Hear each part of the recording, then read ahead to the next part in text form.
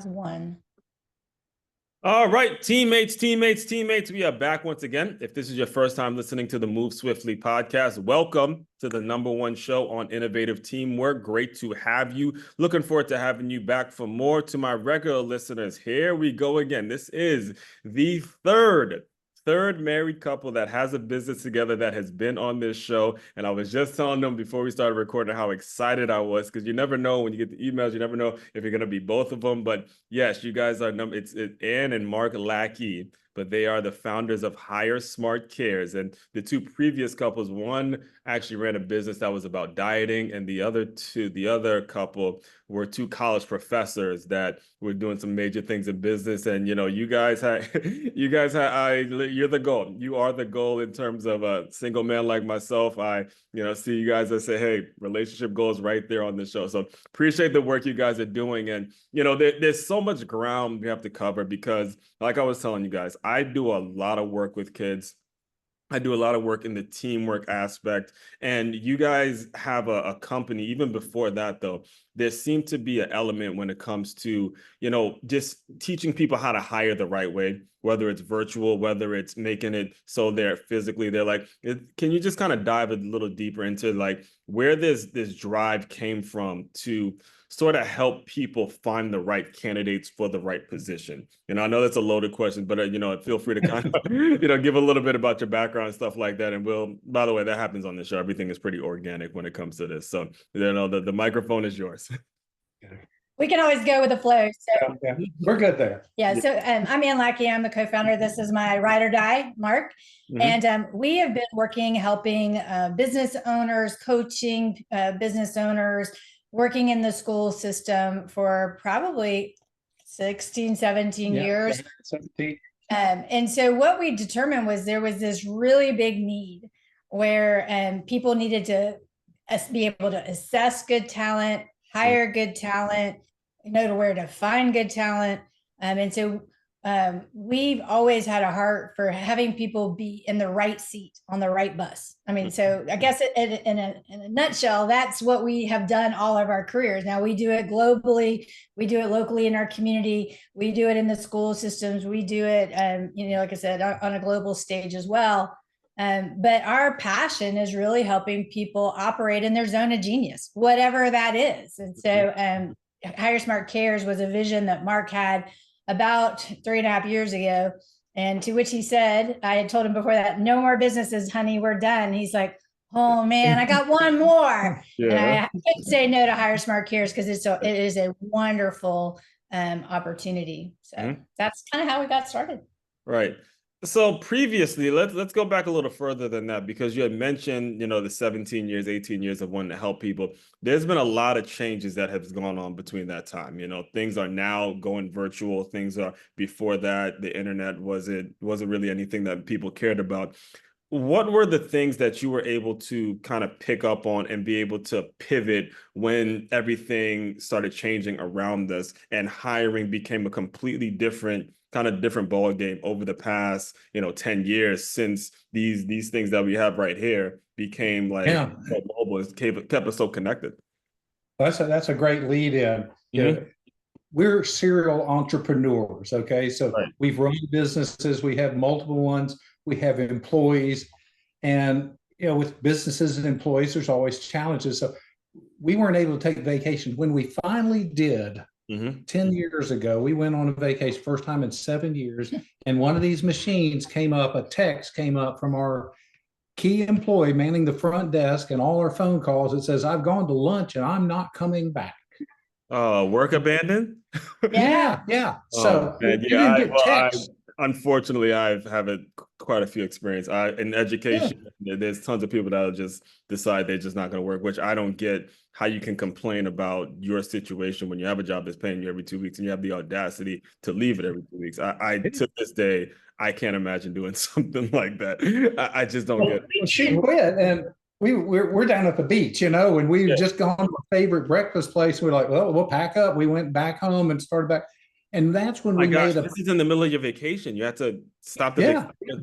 First vacation in 7 years. First night, get up the next morning, go to breakfast at our favorite place, Duck's Diner.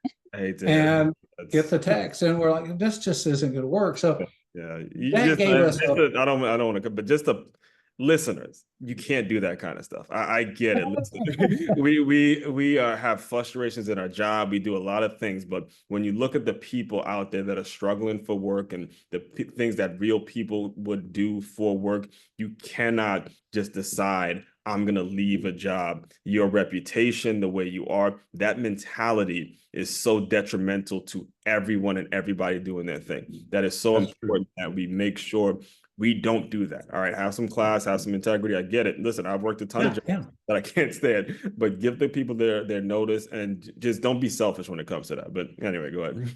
Interesting enough, she had been with us for 4 years. So, I mean, this wasn't a short-term employee. This was somebody that we had poured a lot of time, energy. Now, looking back, she had some challenges, personal stuff. Her mom had cancer, her sister had cancer. So, I mean, I get it, but could you not have waited 1 week after you had worked with us for that long just to let us have a breath? But you know what?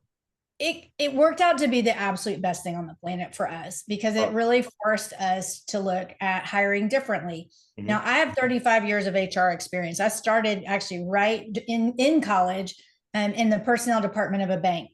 And so some of the things that you're saying are true. Like how you show up, how you present yourself makes a huge difference, because that receptionist, believe it or not, can make the determination of whether you get an interview or not, or get passed through or not. And I think a lot of people, they minimize that person at the front, but that person at the front, that director of first impressions, right? Yeah, can have an influence there. I mean, I had a direct ear to the vice president of the bank.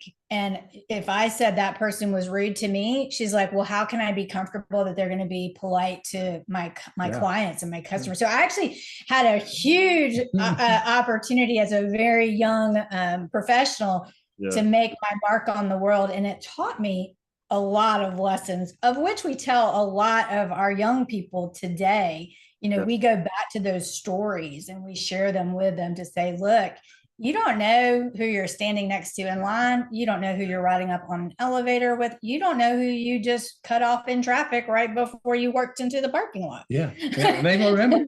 We've been into classrooms at local high schools in our county and adjacent counties, and they have us come in when it gets towards the end of the year, and they know the kids are going to go out on job interviews.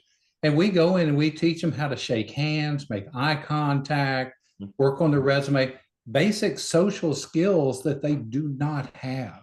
Right. And that's what you were reflecting on. Come on, people, be gracious and delight the people you're working for. Right. And you're absolutely right. This has changed the world in a lot of ways, in some ways for the better, and in some ways not so much. And so if you're a young person listening to today's podcast, keep your cell phone and your parents away from that job. Leave them in the car. Leave all of it in the car. Do not even step anywhere close with either one of those things. And then, you know, unfortunately, we're seeing that in today's world, that parents are accompanying young people on interviews, and that's not a way to get a job, because they don't feel you can work independently. Again, some of you may not have transportation. We get it. Have your parents drop you off and have an assigned time to come back.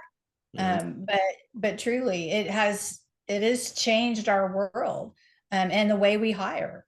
And so anyway, but there's lots of lessons in all.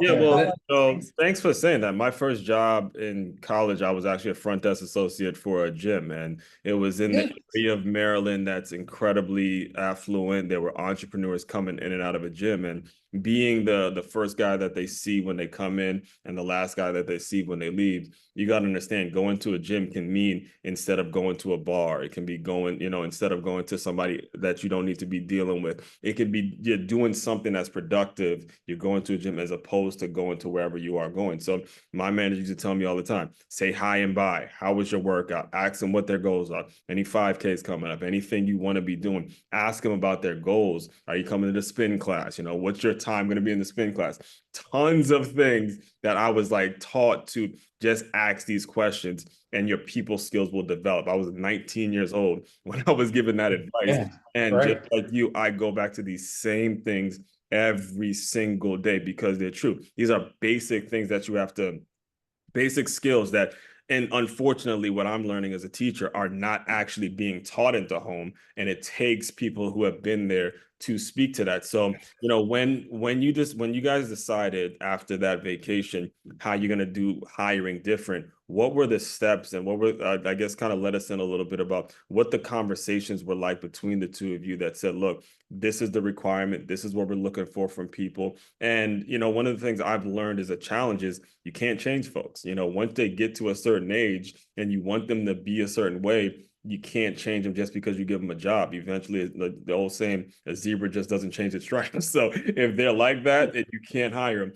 Kind of walk us through that process a little bit. So we had lots of conversations. We had a 6-hour drive back. Yeah, I'm sure that one was fired up, man. So we had windshield time. Right. And one of the things that we had gotten introduced to relatively early on was that we didn't have to hire in our backyard anymore. And so part of the conversation is, well, what would it like to open up to a global workforce? And so we did our research, and we did a lot of, again, my background and Mark's background, and kind of, we call them fusion, because we are definitely two sides of the same coin. And how do we take our skill sets and go to apply that to a global workforce?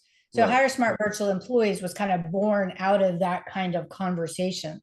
And we learned as we do with anything, when Mark and I get our teeth into something, we go deep and long. Like, we want to figure everything out and do it the very best way. And that we've done that in every business that we've started. So we made a decision. We were going to try that frontline desk, which is customer service, answering the phone, smiling on the phone, because people can feel and sense that smile at the other end. And because most Americans are so dissatisfied with the phone calls that they get to customer service, we wanted to do it differently. We wanted to delight the folks that were getting the phone calls answered. So we decided we were going to hire globally. And that was a big change, because we had hired people we knew. We hired people in our community that would come into our office and work right there. And it meant a big change because they weren't going to be working in our office. So it was a big mind shift. Yeah, go ahead. That I think really kind of bore out of that, and one of the things that we believe holds true today is going along with what you said, is that people don't change. They have an innate skill set. They have an innate personality. And so one of the things that we believe in and that we implemented is a hiring process that is what we call our scientific way of hiring. So we use an assessment platform. Now, we had to tweak that for our Philippine work staff, because, again, culturally, it's a little different. Some of the ways they answer questions are a little different.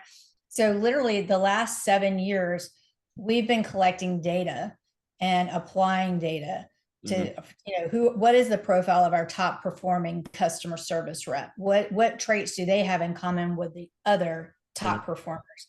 And so we've been able to go through this process and evaluate that there's certain triggers or markers for a really good customer service person, and they need to have this, and this to be really good and enjoy it. Again, we're all about people need to enjoy their life. You spend 8 hours of your day working. You need to love what you do, or it's a grind. And right? if it doesn't, it comes across the phone that you're not enjoying your job, and it's a real turnoff to that person that's inquiring. So we do what we call our analytics hiring. Ann's my first name, and so we kind of branded it as that. I caught that. I caught it. Don't worry, I caught that. I like it. Some people think it's a little funny. Oh, no, that's yours, man. Coin that. and so we've developed over time these really solid profiles for various roles that we staff for.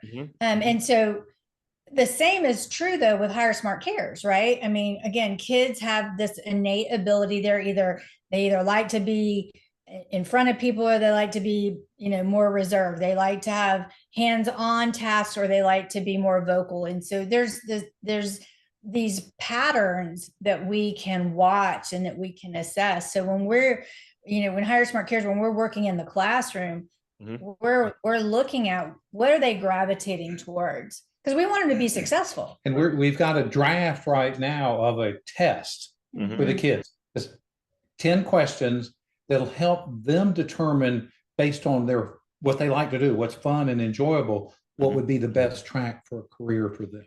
Right. And it'll be helpful because some kids are good with their hands, some kids are good with their mind. When I was in high school, I was good with math and numbers and not traditional algebra, but I was good at figuring things out. Right. And I took that application out of high school, went out and got a job and became successful. I'm at where I'm at now. Right. We're helping those kids now to find those diamonds in the rough, so to say, of their personality, that will let them shine. Right. One thing you said, Aswan, is that, it's not being, some of the social skills aren't being taught from family and again, one of the things we learned through our volunteering at DECA, which is a high school marketing and sales curriculum, is that parents can't teach what they don't know.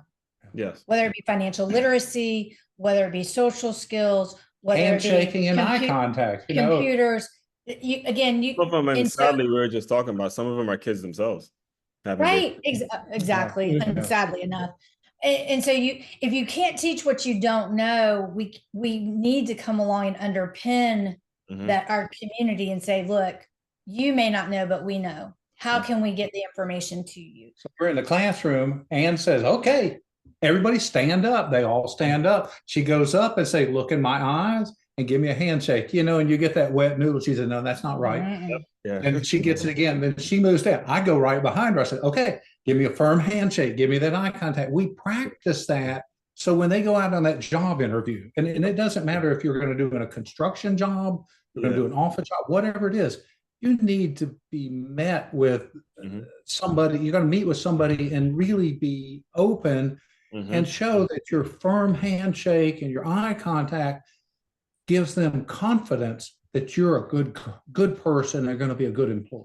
Well, and the reason I go first is because a lot of times there's a lot of gentlemen in the class and they don't know how to handle a woman. Like, it's like, okay, like I don't want to, like, I grew up in I'm a football guy. So again, I get to the choir. I know exactly what you're talking about. Yeah. You gotta own it. I go first so I can show them, like, it's okay to grab tight and pull, like, that's okay. Even though I mean, you don't want to grip my hand off necessarily, but you want it to be firm and up and down, not like sideways and, nothing. It's business, regardless of whether it's a female or a male. It's business, and they're going to get a job with a business. Yeah, so I had a coach. Shout out to Coach McFadden. I was a sophomore in high school, and he was brand new to the staff. He was like brand new to the building, and he came into the weight room one time, and he gave everybody a handshake. And apparently, I gave him a wet noodle, like you said. And then he walked back. He goes, "Get a man grip on that shake." And so I was like 14 years old, and to this day, it's a firm handshake. And, just because of that one thing. Remember that. Right. You remember that. We're hoping these kids we're meeting are going to meet that. And, we'll get 60, 70 kids a year that'll come through those classes and have that opportunity. We help them prepare for those job interviews. Yes, and it helps me to this day. I mean, again, as I got into the coaching ranks, as I got into meeting other coaches, when college coaches would come in and speak to us, it was firm shake, eye contact, and there's a respect factor there because the way you go about becoming an adult, the way you conduct yourself, how you deal with people, all of that starts. I say it all the time, you do not get a second chance at a first impression, guys. So that first impression has to be on point. All right. And no matter the field, whatever it is you do. And one of the things I do want to make sure I talk to you guys about as well is when you're transitioning from, hiring these people from the Philippines and then to kids, what is the communication like with the people that are actually employees? And I ask this because I remember I worked for a married couple, and what happened not even, it was actually before I even got there, I found out that they got a divorce. And it ended up, she left. I mean, it's not a surprise why the business is no longer in, like, they're no longer in business. And I'm not, putting anything out there with you guys, but the issue I had was not that, oh, he didn't tell me. The issue was you didn't communicate that your co-owner is no longer going to be running the business with you. And she went off and did her own thing. And that was something that really rubbed me the wrong way, because it's like, now I'm kind of running the gym and you didn't tell me that the one that handles all the finances is there. Maybe I could have looked at other opportunities, and it kind of it hurt our relationship because the communication wasn't there. So I'm asking, like, how do you go about communicating with the people without making it so your personal life isn't too out there for people and you guys can keep the private things that need to be private? Well, first of all, we don't believe in divorce. Murder, yes. Divorce, no. Yeah. So that just saying, if he ever doesn't show up one day, no D word, but the M word's okay, right? Yeah, no, and that's not our original joke. That was actually somebody else's, but we took advantage of it. We were using it. Hey, take it, man. Take it. Just like analytics, that's yours. Anybody else and try to take that, that's you. Yeah. So in all of our businesses, what we do is we look at who has the better skill set for a particular part of the business. So, there's the marketing, there's the finances, there's all kinds of components of running a business. And we like to believe we've got a big advantage because I've got one skill set and Ann has another. So before this meeting, she's in her zone of genius, doing her best way of growing our business. And I'm over in the office next door in my zone of genius, doing my best way. So but again, what you're talking about is true. So we wouldn't think about it in terms of divorce because that's really not an option for us. But 2 years ago, I was diagnosed with cancer. Oh my God! And I'm cancer free. Praise God. Praise God, we're cancer free. But that was an interrupter. But there's been multiple cancer survivors on this show as well. So praise you. Thank you. Yes, I had tongue cancer, believe it or not, and you probably didn't even notice because I worked really hard to make sure. So a third of my tongue got removed as part of that. Oh my God. Yeah.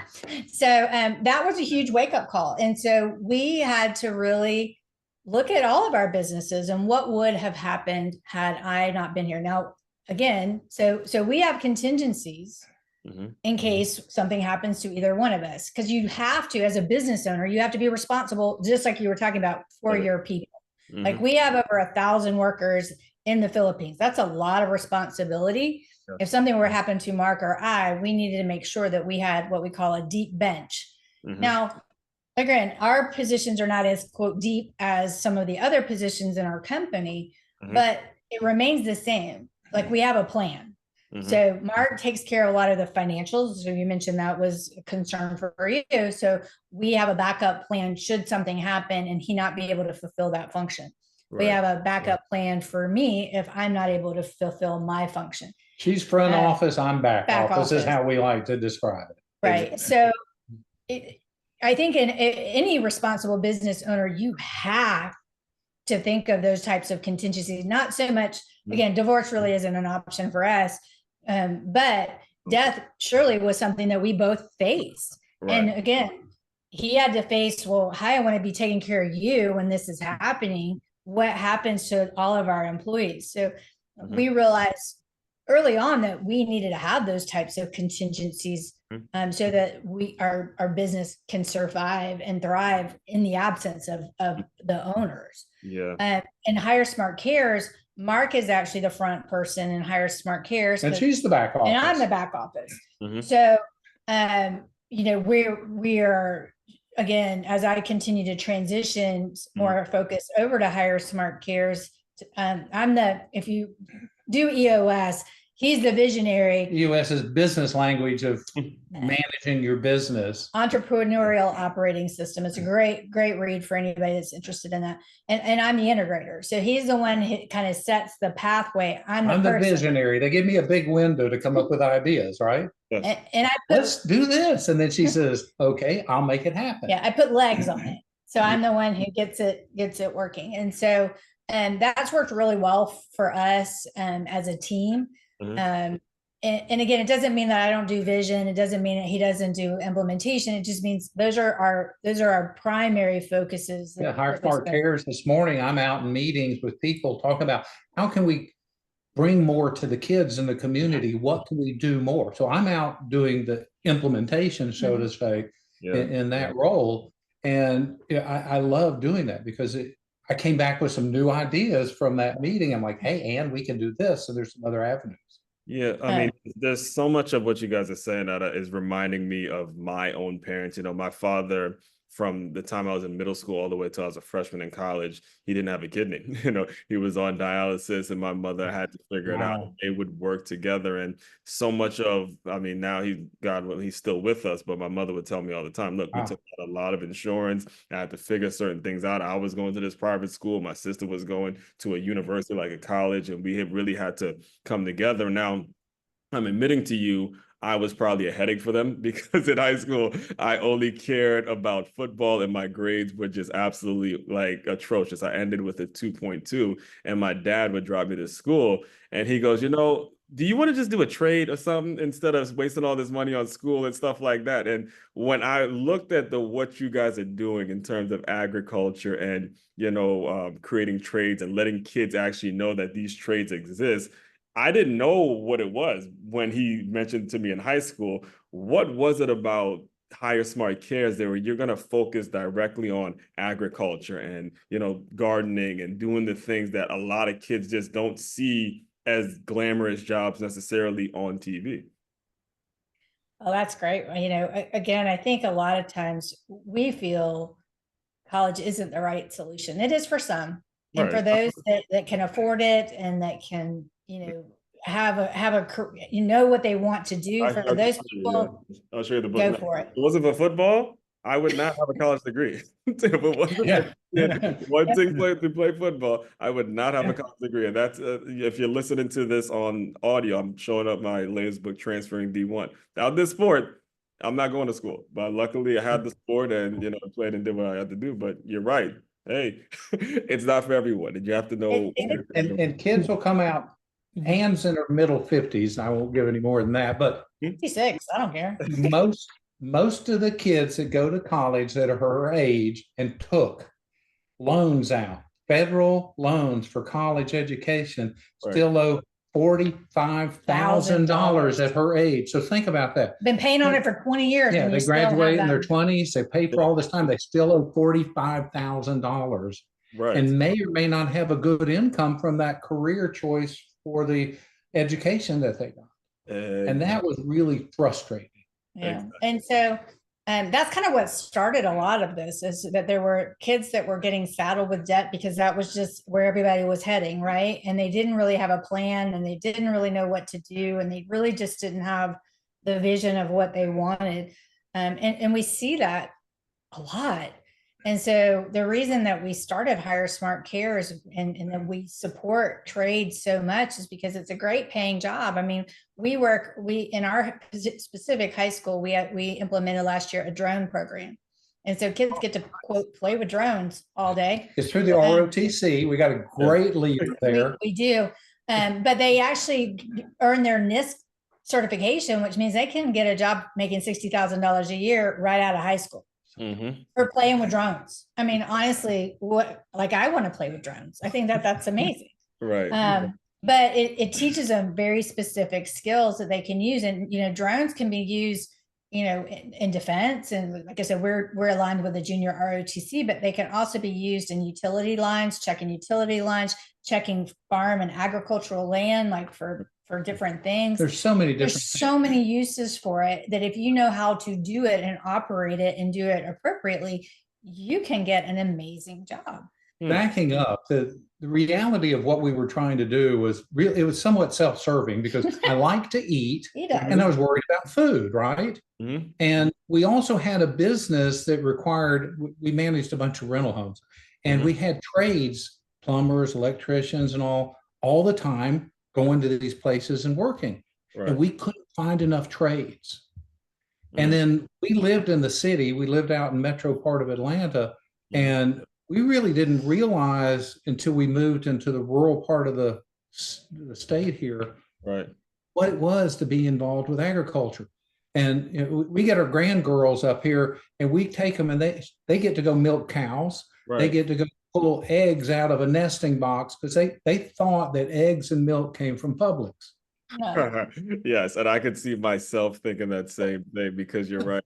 You know, Where exactly is it being taught in school that is coming? so we take them right there to the source, and then so we had trouble finding trades, and we realized we can change that. We can change that mindset that the kids can realize where their food does come from and be involved in that. And then we can change the mindset for the people that need work done. Right. And I did a presentation. I said, when's the last time your toilet broke? You couldn't get a plumber there for 2 days. And that was pretty bad. I saw that. Yeah, I saw that. Yeah. And that is tough to deal with as an individual when you're out there. I mean, yeah, you've got multiple toilets, but you want things done. The electricity needs to come on. And so we thought we can really start impacting day to day by getting these kids to get these skills. And then that'll take them for careers for now and forever. And even if they don't decide to go into agriculture, right? It teaches responsibility of taking care of an animal. It teaches the connection that you have with food. I mean, I'll give you just a funny example. My dad came up here and we live in the country. And I said, would you like some milk? And he looked at it and it was in a glass container. It's raw milk. And he goes, right from the cow.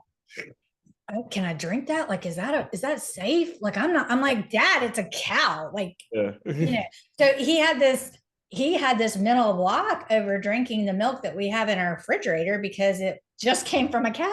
Yeah. It's not in a cardboard box. Cardboard box, right. So somebody who is as intelligent as my dad and everything has this disconnect with food and think that things that are natural, things that are again more a homesteading type life is wrong. And I was in an ag meeting at our local chamber, the agricultural committee, and we're talking about fairs coming up, agricultural fairs, and the FFA, which is Future Farmers of America, and the events that they've got going on. And let me tell you, we've been to some of the FFA events, and those kids are sharp. They meet you at the door and meet eye contact, they firm handshake, they carry themselves well, they talk well. So we help in those areas. We help fund a barn expansion for allowing the kids that live in subdivisions that can't keep farm animals to have animals. And so, think about this. You have a swine or you have a cow or dairy or whatever it is. You got to feed them at 7 o'clock in the morning, get them water. You got to feed them at night at 7 o'clock.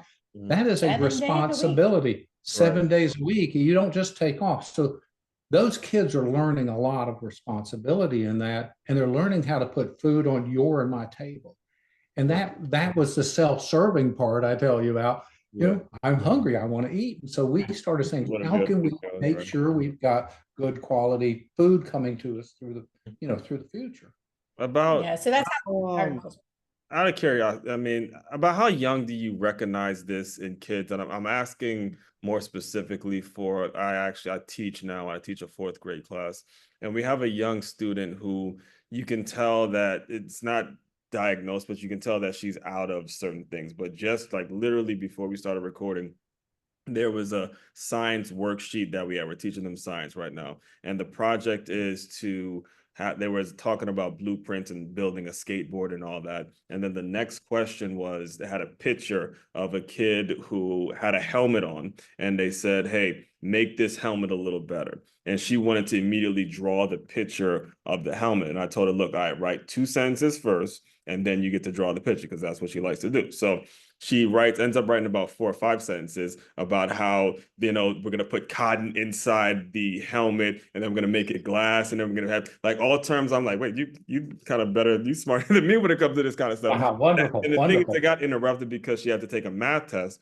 where she just kind of put her head down because the math test was on the computer. And I'm thinking to myself, if we can incorporate, if we can figure out how to pull what she liked doing in terms of the helmet activity, being an engineer, like I'm talking to her about being an engineer and how math relates to engineer. If we can figure out how to pull her towards that to make it so work is kind of engaging, how are we able to pull that? And she's only in 4th grade. That's why I'm asking. I'm not sure how young you guys start and stuff like that. can I share a story of some Yeah, fourth please. and fifth graders that I met? Oh, okay, So, good. You are that age. Yeah. So I'm at the elementary school, and we fund construction materials, wood, screws, and nails and stuff for this program that we've got a great teacher there that teaches the kids. They build bluebird boxes and just simple little things, but they're building picnic benches around the school. Okay. They're operating chop saws and drills and drilling in screws. And I'm over there because we're funding these materials and these tools, right? Because I've got a teacher that's interested. So I go into there and they're showing me some things. We're talking about they'll measure twice, cut once, and they have math, but they have a picture of what a foot is and how it's divided. If you have to divide a piece of wood into 5 equal pieces and how to measure, they're learning math and things. But this one little girl came up to me and was talking. She says, we're building the picnic tables. We're using these big screws. She says, and they got one called a Phillips head. And she says, every time I'm trying to run that down with the drill, it spins out. And I said, wow. She says, well, what'd you do? And she says, well, we found these star-shaped heads that I can drill down that don't spin out. Oh, yeah. Problem solving. Yes. But the teacher later says, that girl doesn't talk to anybody. She doesn't do anything in school. She just attends. But when she gets into this class, she shines. That is that love that she has. It's going to, like you're talking about this young lady with the helmet. She'll find her way through the years of construction classes in our high schools and coming out, and she'll go to work somewhere in construction building something because she's finding her heart. She's finding her desires early, 4th and 5th grade. Right. That is precious. It is. We're down there with the construction. We're doing similar with around agriculture and plants and growing things. And they're learning early what their skills and what their loves are. So one of the things that we would really love to do is get more teachers on board. You actually kind of beat me to it. How do people connect? Because you answered the question in terms of how young. We want to figure out how we're able to. I'm in South Florida. You guys are in Georgia, right? What's next? How are schools that are listening in, superintendents, anybody that's listening in, how are they able to collaborate, kind of lock arms? That's right. Board? Yeah. So we went to the superintendent and I said, I want to talk to all the principals here. And I want to tell everybody, if I gave your school $5,000 each, what could you get a teacher in your school to do to teach some skill sets that could develop into careers? It's not about taking a trip to the Georgia aquarium and seeing the fish. It's really doing things. So we have teachers reach out with ag programs, with construction programs, but I do not have enough of those teachers because there's so many things they have to do to meet the requirements to get the federal funds and get the graduation rates. There's so much that the teacher, and they work so hard. They work so many hours now, but every now and then we'll get a teacher like our ROTC teacher says, I want to teach drones and I want to get these kids certified so they'll have jobs. We fund that all day long. And if you can find a way to get to teachers, we can fund those things. Yeah, we can fund nationally. It doesn't matter. It doesn't have to be here in our local area. But one of the things that I kind of want to go back to just a minute, we definitely know that a lot of the teachers are strapped. You have testing, you've got all kinds of stuff that you need to do. But I'm a firm believer in creative process. And I believe that there is nothing that prevents a teacher from leveling up where they are. And again, it's something as simple as shaking the kids' hands once a week when they come in the door and teach them how to shake hands and look them in the eye. Like that's an easy thing to do because those social skills, if they can be taught, even hither, thither, yither, and yon in the classroom, will build their kids' confidence. And so we were listening to a teacher presentation and they kept saying, yeah, they did job shadowing for some local employers. I'm like, yeah, everybody says our kids need social skills, but I don't have time to teach them. I'm like, really? Like, can you not incorporate that? Can you not gamify it? Can you not? Kids will love that. But I definitely think that as a teacher, And I'm happy to, any teacher that wants to meet with me to get some ideas, I will meet with you. It's meetwithann.com. I'm happy to have that conversation with you about how you can, incorporate fun little things into your course without adding a bunch to the curriculum. Right. That will change your kids' lives. Just little things. And I know that every teacher, usually in their class of 20 to 25, has at least one or two that they have a heart for. Like I'm sure if I asked you, like, you don't have to say their name because they might be listening. Yeah. But I mean, you have a couple. Yeah, you have a couple in there that if you could give a leg up to, you would do it, right? Like, it only takes a few of those to have a movement. There's a great story that I remind myself all the time, because if it were me, I'd save everybody. But you can't. And so the story goes that there's a beach with 1,000 different starfish on the beach that have washed up on the beach. And you got a guy that picks one up and throws it in, and picks one up and throws it in. And his person comes alongside and says, why do you bother? You'll never save them all. He throws one and he goes, it matters to that one. Like, I was able to make a difference with that one. And that's kind of where we are at Hire Smart Kids. We just need to make a difference with who we can. Yeah. I was in high school, and the story you told about the young lady with the helmet reminded me in high school. That was me. I ended up getting into some of your engineering and stuff. I was good with numbers and good with concepts and design and visualization and all. Yeah. But Mr. Wagner in high school set me on the trajectory through having confidence in me to do the things that I could do in wood shop and drawing and all those classes that I had. They got me to where I'm at today. And if we can discover those, help those kids discover early on, that's going to put them on those tracks. So when I went and I pitched for, hey, which principal has a teacher here? Yeah. Some teachers would stand up and say, hey, I've got an idea. Here's what I'd like to do. Here's what the budget is. Will you support it? And we've not turned down a reasonable request. Like I said, somebody wants to go to Georgia Aquarium and load up a bunch of kids on a bus and $400 for that. No, I'm not going to support that. But if it'll give a kid some insight into a career opportunity for them, we're able to fund, and we're having challenges finding enough teachers that have the time and the skill sets sometimes to do those things. Yeah, I'm all for it if I can support in any way. I mean, to go back to the story that just happened, it gave me goosebumps. And I say it all the time, teachers learn from students just as much as the students learn from teachers. Like, me and this girl fight all the time. I mean, we go at it all the time. She takes her iPad, she throws it around. We go at it all the time. But in that moment, none of it mattered. None of it mattered. That was the light that I was like, look at the helmet. I told you to write 2 sentences. You damn near wrote a whole paragraph. Look at what you did. She's a future product designer. Think about it. She's an engineer, product designer, something like that. Who knows? And it's our job to recognize these things, tell the mother, tell the parents, don't give up on any kid. I don't care what they're diagnosed with. There's something that they can grab from it. And if you emphasize these things, if you just show them, they will find it and they'll just keep moving forward. It was the great Warren Buffett who said, look, I just stay away from the stuff I'm not good at. Look at what he said, And for me, school, I was not good at it. Right. But I learned something. Yeah, I wasn't good at all the education, and I didn't do great. And I have grades to show that I didn't cheat or do anything, because I just barely got through. But I got the skill set, and I got focused on the right things that took me into my career, and now are my passion. Help other kids that are like me.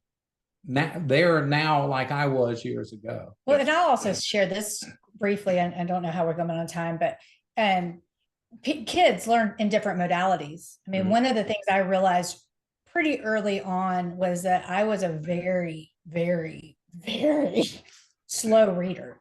It wasn't that I couldn't read. I love to read, but I read very slowly, because what happens is I'm an auditory. I have to read it aloud in my head. Yeah. And so it takes me forever because I have to sound everything out. My dad was like, why does it take, like, what's wrong with you? And I finally just realized that, okay, I have to adapt to my strengths. I have a recorder in my head. I will remember this conversation 10 years from now that I met you and we had this conversation. But if I had to read our conversation, I wouldn't absorb any of it. Mhm. So realizing that your kids have different modalities, some have to physically interact with something, sometimes they need to hear it. Most everybody, there's 80% of the world that's visual. So, you have to teach the majority, but there are some of us that learn differently.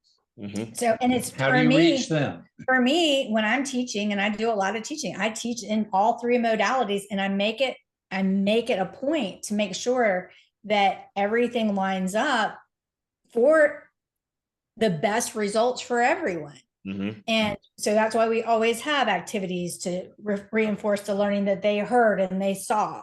And so it doesn't take me any more time to teach a class than it would take you. Yeah. I just make sure I'm operating in all of those because it was important to me, because I felt left out. I felt like I was not smart. Right. And so once I learned that, okay, as long as I sit in the front row and I take good notes and the teacher like tests on the lectures, I was good. I made great grades. But if it was read this book and we'll test you on it, I was on the struggle bus. So we go to conferences and all now. Where are we at? We're on the front row because we want to get everything. I get distracted by other people's heads. So I have to sit up front. Otherwise, I'm worried about look at the back of his head. Oh, his shirt collar is not right. I get distracted myself. So we sit up front. Even in church. That's how we learn. That's how we can focus. It's funny that you mentioned that, because one of the arguments me and her just got into was there's a confusion between school and learning. I'm like, yes. like just because you're leaving school, learning's not gonna end. So you got to keep learning regardless. And again, it's grown man going back and forth with school, which I love those, because we get to have that. And she knows I'm not talking at her, talking to her. We're not. Right. And that's the kind of interaction that is just priceless, because young people, they're gonna grow up and they're gonna remember the adults that just had this talking to them straight up. They're not talking to them as if they're better than them. They're just talking to them and giving them, look, everything we tell you, and this is to the hundreds, probably thousands at this point, of kids that have record of known me from some way, shape, form, or fashion. I'm just telling you the stuff I would have done. Period. That's it. Right. That's all thought leaders do. Every educator that gets in this, once it gets in your blood and you can't live without it, all we're doing is telling you the stuff that we would have done at your age. That's it. Sharing your experience. That's right. And you talk about the mindset of education and school. We're trying to change the concept of our high school to being an employment center. That's right. Not an education center, an employment center. They get an education there, but they're coming out for jobs. It needs to be, and if that mindset is across the board and everybody's working towards that, they won't graduate on Friday and go, what the heck am I going to do on Monday? They are already set up in a career path, or in our case, we're trying to make sure they have a job on that Monday. Right. Well, you let it 19 of them. Can you just kind of speak on how people can get in touch with you and what's next and all that good stuff? Very easily. It's www.hiresmartcares.org is our website. You can learn more about our initiatives and what we're doing. If you want to donate, there's a way to do that. If you want to or have ideas, we would love to hear from you. We are always open. Our primary focus in the next year is to provide tools. So if you are going into a trade right out of high school and you need some boots, helmets, or whatever, we got grants you can apply for. So if you're a student, we would love to give you some tools to help you on your journey. If you have an initiative, if you're a teacher and you want to do something, we would love to talk with you about how we could support you there. info@hiresmartcares.org is our primary email address. And other than that, if anybody wants to talk with me specifically, you can go to meetwithann.com. Happy to have another conversation and help you in any way that I can. So that's it. All that'll be included in the show notes as well. So this has been absolutely incredible. And so the way I close out all the shows is I want you to use your imagination a little bit. You guys are, I believe, can't remember the name of the restaurant, but you're on your vacation, you're on the beach, the sun's going down, it's feeling good. You get this text from an employee, hey, I quit, see ya. Pretend that version of you guys has come into the Zoom room, give those two, I guess, some words of encouragement, and we'll officially close. Well, if I had to say anything to encourage you is everything happens for a reason, and make it your best no matter what. it's all going to be okay. That's what I would say. Yeah, you take advantage of the opportunity, Yes. however it's dealt to you. Yes. Yeah, there's a lot of things around us that we don't control, but when we do get hold of whatever's going on with us, we made some new decisions, we changed our business, and we're better off, and now we have a non-for-profit to help make things better, all out of that one text. Right, none of us would be here without that. So it's a God thing. We're excited. There you have it. Listen, listeners, as promised, as the number one guarantee on this show is whatever you may be going through, or if you're dealing with whatever challenge. The reason I close out with that question is I want you listeners to understand you're not going through it alone, and whatever may be happening that doesn't feel like it's good or whatever, there's always people out there that you can reach out to that are going to help you pull you up through that moment. But you have to be willing to put in the work, and you got to be willing to take the hits, man. It's a ball buster, and things are going to happen. Yeah, it felt terrible in that moment, but it's been the best thing that ever happened to us. Best thing that ever, and I'm glad you closed it out with that. The best thing was that felt like, man, that must have been a whole lot to pull yourself from a vacation that took decades and decades to even get on. So all that being said, fellow teammates, continue to move swiftly, and we will talk more soon. Thank you.